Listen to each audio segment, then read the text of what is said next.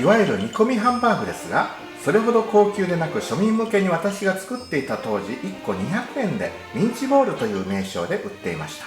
しかしデミグラスソースが美味しかったので、このミンチボールはとても人気がありました。竹部のコロッケとミンチボール、ポテトサラダは惣菜部の3大定番看板商品でした。その一つを今日は昭和レシピチャンネルの目玉動画として紹介いたします。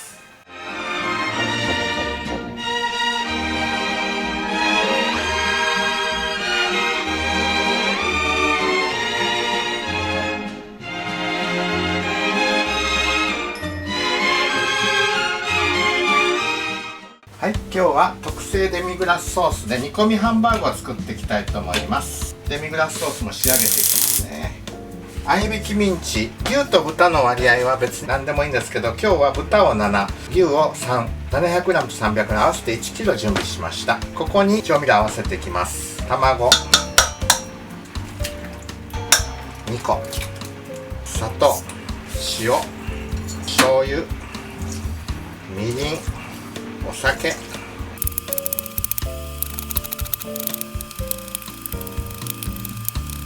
い、玉ねぎ入れます。胡椒、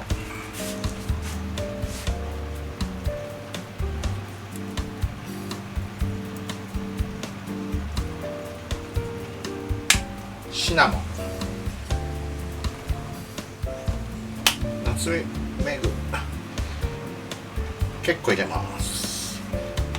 小麦粉、パン粉でこれをこねていきます。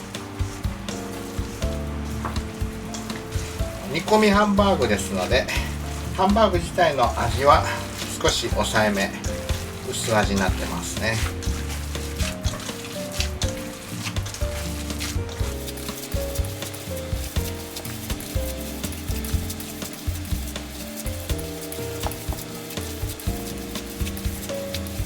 これでハンバーグ作っていきます。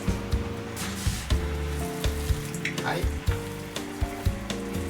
ハンバーグを丸めて小麦粉にまぶして、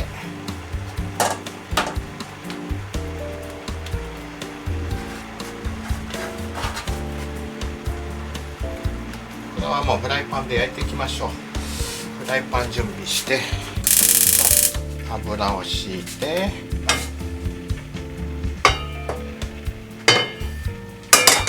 火を弱めて焼いていきます。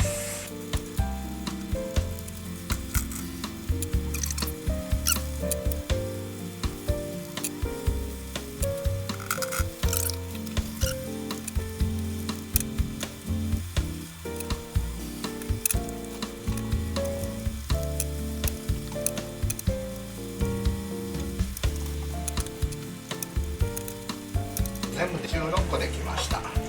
半端は味見用で焼いちゃいます。このハンバーグは竹部の勤めていた時におじさんから習ったものですね。母の妹のご主人、服部おじさんから習ったハンバーグです。煮込みハンバーグですが、ミンチボールという名前で1個その当時200円で売ってましたね。40年前の話です。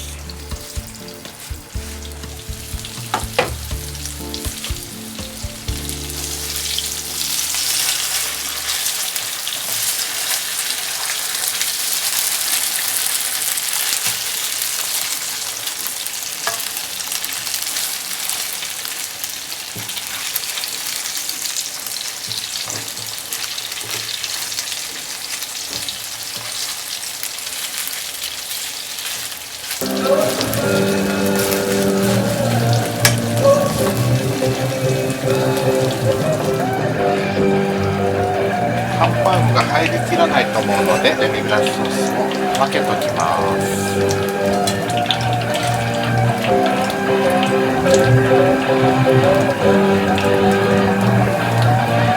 らいかな。少し3分の1がいきました。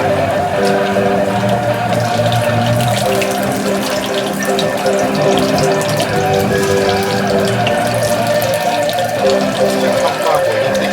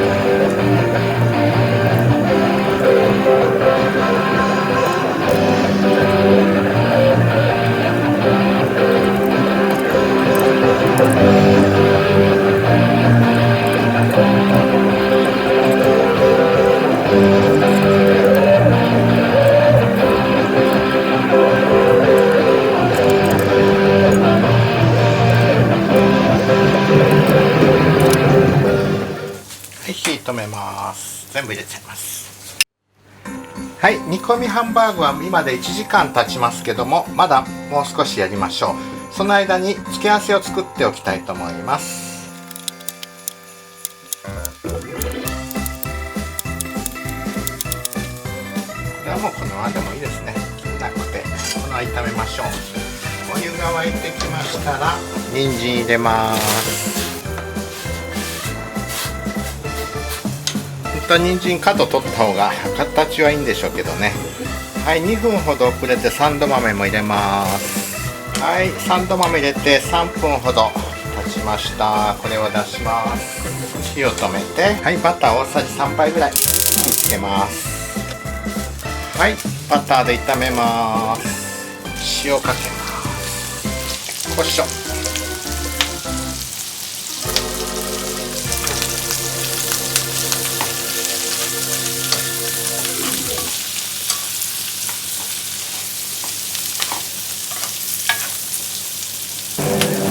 はい、大体いいでしょう。火を止めます。付け合わせで完成。はい、ほぼ2時間近く煮込みましたね、結局ね。